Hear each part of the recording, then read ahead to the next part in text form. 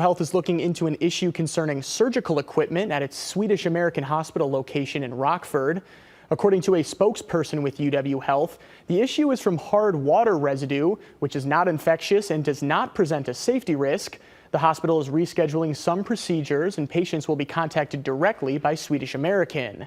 UW Health leaders say they appreciate patients and their families' patience as they work to resolve this issue.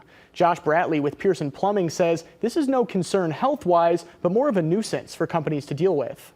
Hard water there's hard minerals in the water that actually cling onto your fixtures, your appliances in the house, versus if you have soft water, you don't have those minerals to build up on fixtures. So by having a water softener, you're removing those hard minerals out of the water,